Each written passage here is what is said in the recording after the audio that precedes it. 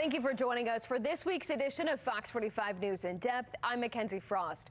Today, we're taking a closer look at redistricting and the potential for a new congressional map in the state of Maryland. It comes in response to similar pushes to redraw congressional boundaries all across the country. As of right now, California, Utah, Missouri, Texas, Ohio, and North Carolina have all passed new congressional maps. Other states are considering redistricting, including South Carolina, Virginia, Florida, and Washington. In Maryland, the proposal to reshape congressional boundaries was quickly approved in committee and by the House of Delegates. And now all eyes are on Senate Democrats, led by Senate President Bill Ferguson, who argues this plan is not likely to move forward. From the beginning, Maryland's redistricting effort has been moving quickly. We're going to listen to Marylanders from across the state. We've had an overwhelming response to the registration. Now, we have a Zoom waiting room full of Marylanders. The Governor's Redistricting Advisory Board held virtual meetings, taking testimony from more than 100 Marylanders. It's a bit laughable that Maryland wants to now completely eliminate any other voice other than the party and partisan group that's in power. To reflect demographic shifts and community needs. Again, I urge Maryland to act now. On this timeline, there is no doubt that it would be even more rushed than in the 2022 process. And then House Bill 488 was introduced on January 23rd. 2 days later, it was on the House floor, and debate unfolded for days. The state of Maryland cannot redistrict in this manner.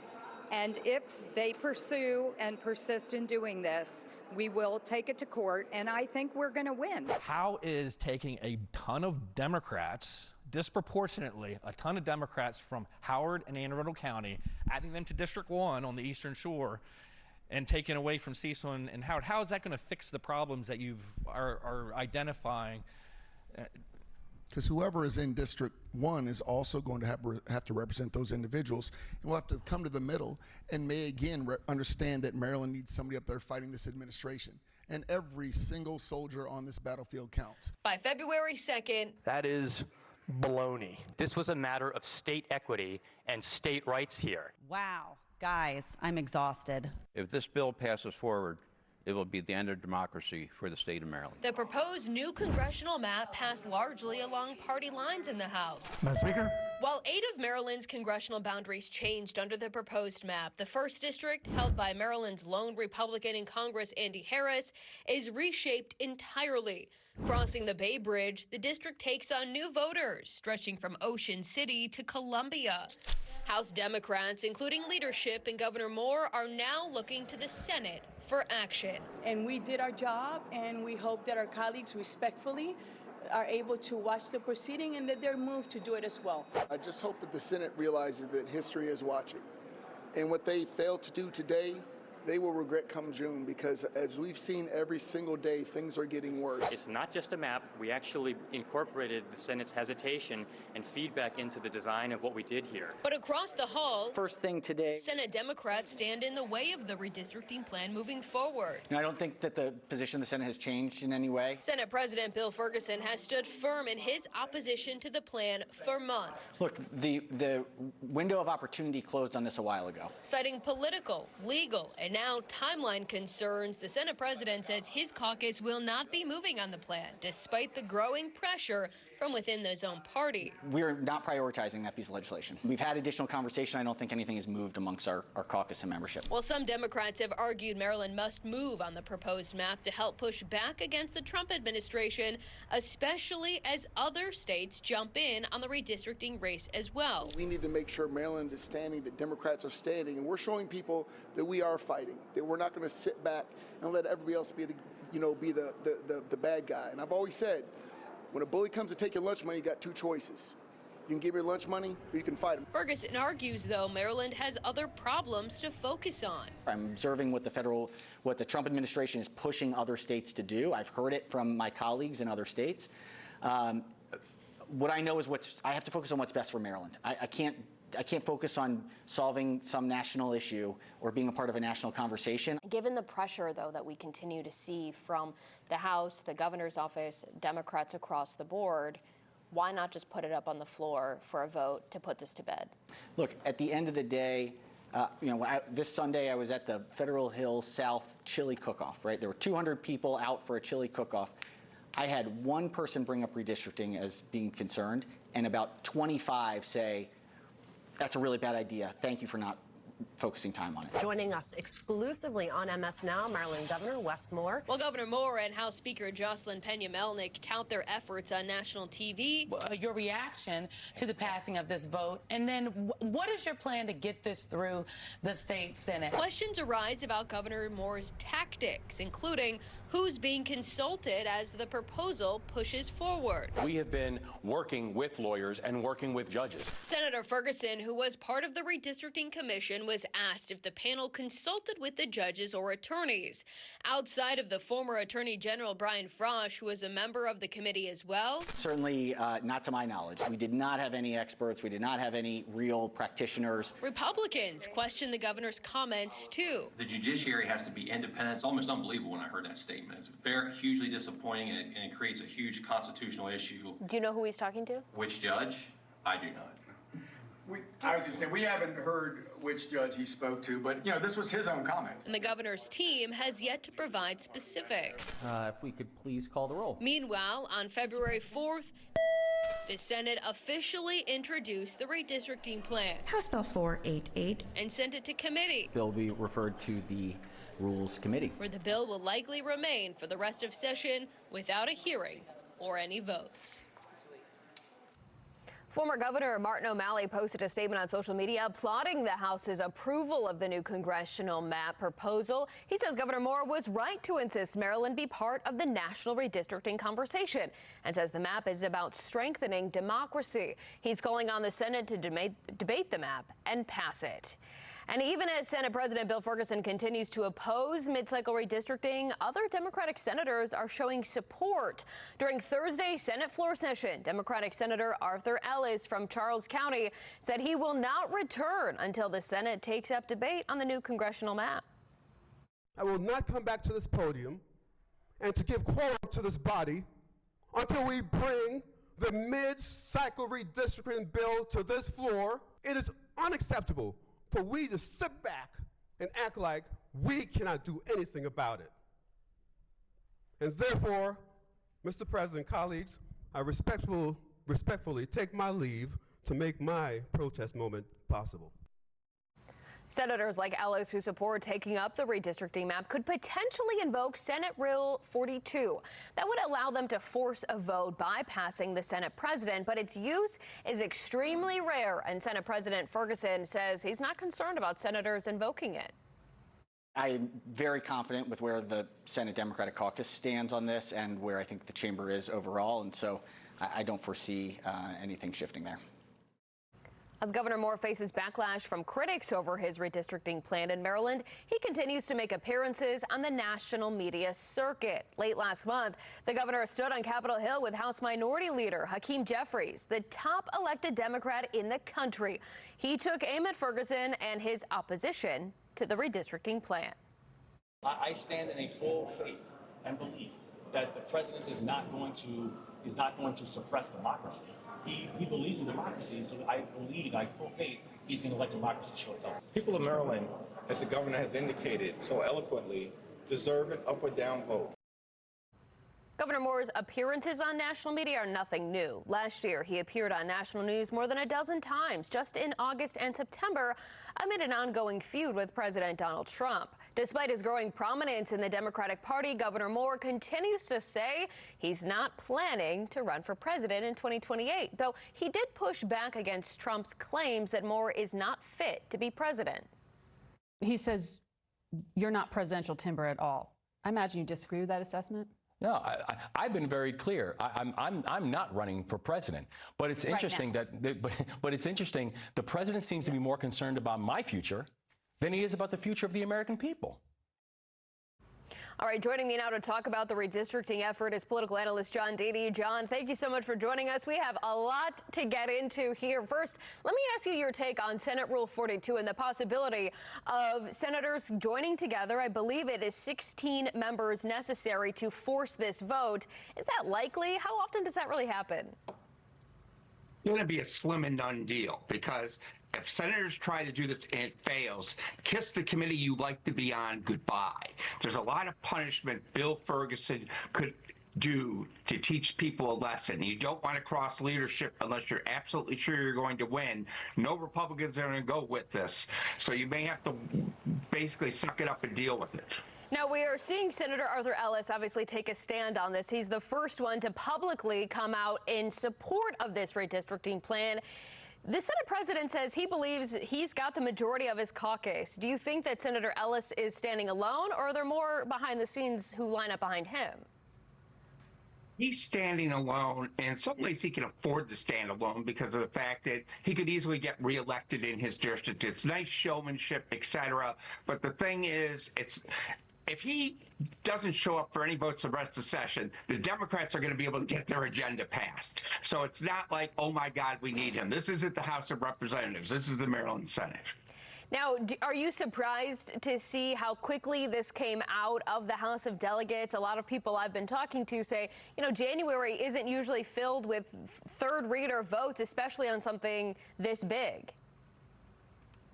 There was a lot of pressure, I think, to get something through the House. I think the feeling was, if we push this through the House, the Senate will act. The problem is, Senate President Ferguson, he has no interest in acting on this. He has made it clear for months. And the thing is, he has tied up a lot of legislation over the years, not letting it out of committee, etc. This isn't his first rodeo where he's felt pressure and said, oh my God, I got to cave. He's not going to cave on this. And I think that that's the one thing that the House and the governor need to realize. He's not going to give in on this. The only way you're going to get him to move is he's got to have pressure within his own caucus. And I've talked to people, the caucus is with him. Now, after we have the elections in 2026, if there's a bunch of new Democratic senators, then things could change dramatically, and maybe he ends up becoming former Senate President Bill Ferguson. Now, the filing deadline for the upcoming election is coming up in just a few weeks. And so once that date comes and goes, do you think the governor and his team and even the Democrats in the House will back off their pressure given the Senate president's concerns about the election timeline? Or do they not really care and say, we've moved primaries before, we could do it again? The latter. And the reason why is this. This is about 2028 political politics. This is about showing progressives that you're fighting to create a fair map going from 7-1 to 8-0.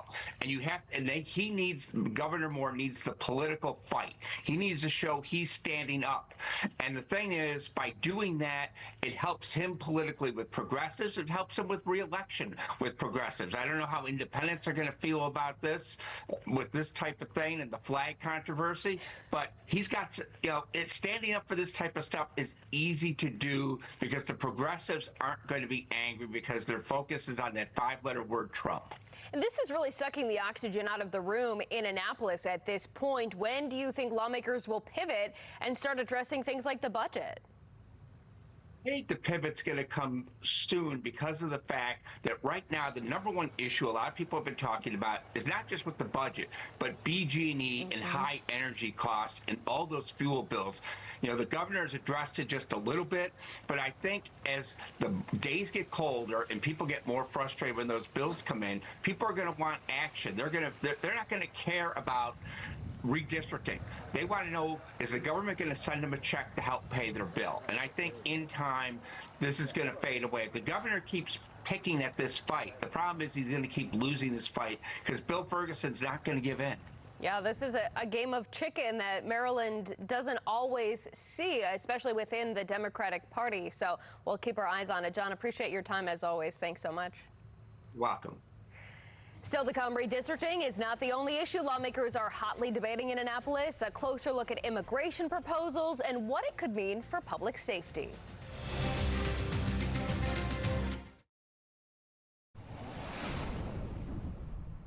Lawmakers are considering several immigration proposals this legislative session. The first is Senate Bill 245, which would ban the 287G program in the state of Maryland. The plan allows deputies inside local detention centers to identify and detain inmates suspected of being in the country illegally. Right now, 8 counties have these agreements in place with the federal government. Supporters of the potential ban say the program is being abused to treat people unfairly, while critics argue removing the program could make Marylanders less safe and would worry that it might invite the unrest Minnesotans are seeing in Minneapolis. These people that ICE wants to get, it's far more than violent criminals. They want to get people picked up for traffic tickets. They want to get people picked up for speeding infractions. If you're actually found innocent of the charge, because a conviction is not required the way ICE is doing this, they're still going to deport you. So again, all of this is problematic. What I'm hearing from them is I think they're just scared to death of their activists, and they're not willing to cross them. Look, overwhelmingly majority of Marylanders want safe neighborhoods, safe streets, and returning criminal illegal aliens that are already in custody while they're in jail, instead of turning them over ICE in a peaceful type transfer. What Democrats are really proposing to do is break off any communications from local law enforcement to our federal partners at ICE, and then that would really exacerbate the situation like you're seeing up in Minnesota. Another proposal on the table is the Icebreaker Act of 2026, which would prevent any ICE agent hired during President Donald Trump's second term from becoming a local or state law enforcement officer in Maryland. Harford County Sheriff Jeff Gaylor calls it nothing more than politics. How sad can Maryland's legislature, how low can they go? They have a legitimate law enforcement mission to fulfill, and this delegate wants to punish them for taking an oath of office and doing the job they are constitutionally sworn to do. The Senate passed Senate Bill 1, which would prevent local, state, and federal law enforcement from wearing face coverings in the state of Maryland during regular law enforcement activities. The Attorney General's office issued a letter warning of potential constitutional concerns, arguing the bill would be difficult and likely unconstitutional to enforce against ICE agents. That's because it would require local law enforcement to enforce the policy, potentially citing each other and federal officers. Lawmakers on both sides of the aisle took issue with that. The local officers are going to go up to ICE and say, you're violating our statute. I need to have your name and address. And the ICE officers are going to say, we are federal officers doing our duty. We don't have to answer those questions at all. And the local officers are going to say, well, then you're obstructing justice. I'm putting you under arrest. And the ICE officers are going to respond by saying, you're obstructing federal officers. I'm putting you under arrest. And we're going to have 2 squadrons of police officers, each trying to put the other squadron under arrest. This is bad. I don't want to ever knowingly potentially increase the risk for any harm to local, state, or federal law enforcement. On Thursday, Senate Minority Leader Steve Hershey echoed those concerns. We obviously see that there's going to be a problem enforcing this legislation. We brought up several times, whether it be in the Senate floor or in committee, are you really putting in place a policy that is going to require law enforcement to, potentially arrest or cite other law enforcement officers? If you go back to the counties that we represent and what we heard from our sheriffs, they're not going to be doing that. We're not going to see our sheriffs go out and go to, ICE agents that are wearing masks for some particular reason and decide that they're going to issue them a civil citation. I just don't see that that's happening. We also spoke with law enforcement expert Betsy Smith about the potential face mask ban. She called it partisan politics and agreed with Senate Minority Leader Hershey that it would likely be impossible to enforce. Frankly, it's obscene for legislators who are supposed to be helping people in Maryland with actual problems, actual issues, including crime, to focus on what kind of headgear ICE agents are wearing, knowing full well that no matter what law they pass when it comes to face masks, it cannot and will not affect federal agents. Smith told us the proposed Icebreaker Act could face similar legal challenges. That will immediately go through legal challenges and likely be tossed out because it's discriminatory. They're taking experienced, well-trained agents, and they're telling them, yeah, we don't want you here in Maryland. And this is at a time where especially your larger police departments are desperately short-staffed. Again, This is narcissistic political theater at the expense of the safety of people who live and work in Maryland. She also spoke out against a ban on the 287G program, arguing cooperation with ICE is important for public safety. When local law enforcement cooperates with ICE, then everyone is safer. Law enforcement safer, the community is safer. Look what just happened in West Virginia. ICE went in there, took out a whole lot of bad guys, and no one got hurt. They did their job and they left. And so obviously people in Maryland are, they just want immigration officials to do their job, and then, everybody can get back to their normal lives. This week, we asked what your message is to lawmakers when it comes to ICE. We'll take a look at what some of you had to say right after the break. Here's tonight's primetime lineup on Fox 45. Brought to you locally by your McDonald's owner-operators.